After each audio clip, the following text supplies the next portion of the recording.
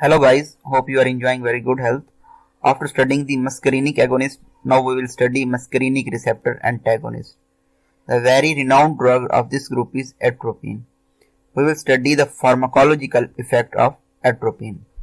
Atropine effects in order of increasing dose or decreased secretion. Because atropine is anti-muscarinic drug, it decreases the secretion. So can we use in xerostomia? No, we cannot use atropine in xerostomia because xerostomia is already dry mouth. So we will use atropine in the case of intubation or in case of anesthesia to decrease the secretions. Next pharmacological effect is mydriasis and cycloplegia. Mydriasis is dilation of pupil and cycloplegia is blurred vision. So what will be the pharmacological effect of atropine for mydriasis? We can use atropine to identify retinopathy. Atropine also causes hyperthermia with resulting vasodilation. Why hyperthermia is caused? Because there is decreased salivation, decreased sweating. That's why the temperature of the body increases, which causes hyperthermia.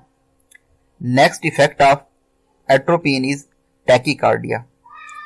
Tachycardia is induced by atropine. Atropine can be used for the cases of bradycardia. Bradycardia is decreased heart rate, so increase the heart rate, atropine can be utilized. But it increases the ventricular tachyarrhythmias or ventricular fibrillation. So it increases the QRS interval, thus prolonging the QT interval. So it causes Torsades D points. This QT interval prolongation is called Torsades D points. Atropine also causes sedation, urinary retention and constipation, behavioral excitation and hallucinations. So overdose of atropine cause 3 C's. What are 3 C's? 3 C's are cardiotoxicity, convulsions and coma. Some other classes of drugs with anti-muscarinic pharmacology are as follows.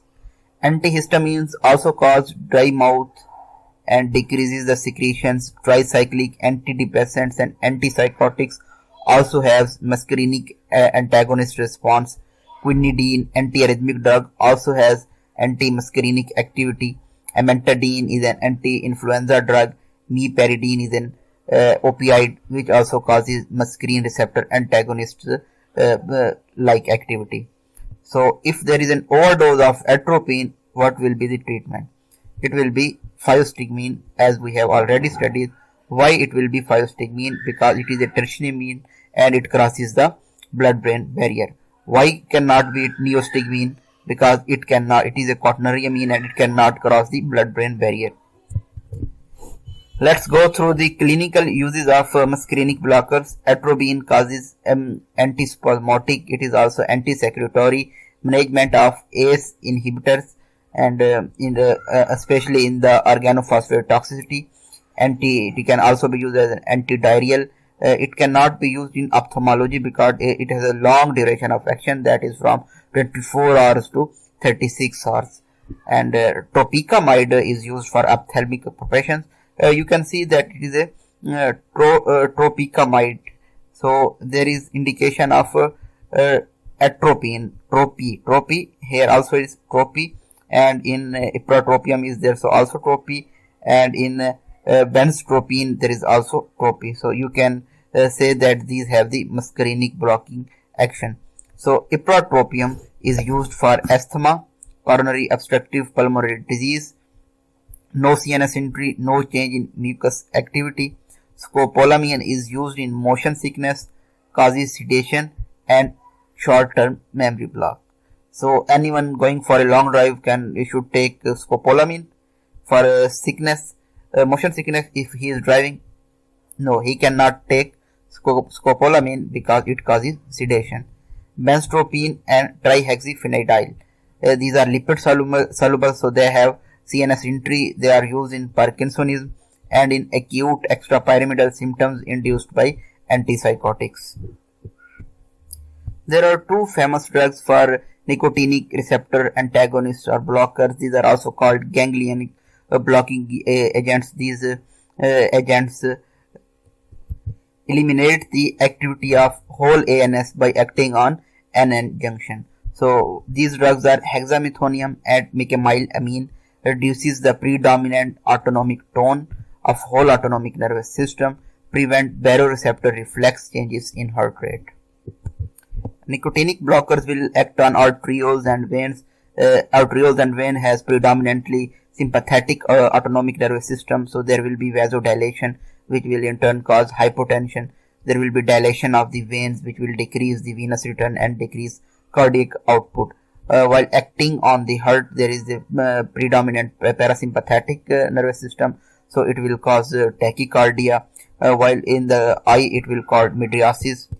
While on ciliary muscles, on GI tract, on bladder, and on salivary glands, there is dominant response of parasympathetic nervous system, except sweat glands, where there is sympathetic autonomic nervous system. On ciliary glands, ganglionic blockers will cause cycloplegia, that is blurred vision.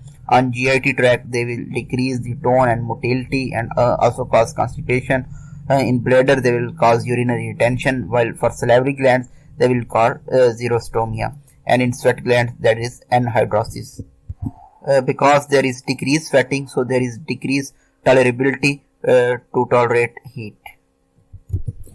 As one can see that ganglionic blockers will act here and will not wipe out the activity of direct acting drugs.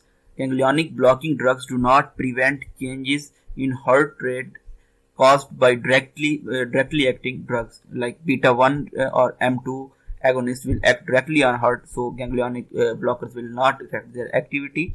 Ganglionic blocking drugs prevent reflex changes in heart rate elicited by vasoconstriction and vasodilation. Thank you so much. This was all about muscarinic antagonists and nicotinic blockers, especially NN and ganglionic blockers. You can subscribe our channel to get the daily updates. Thank you so much.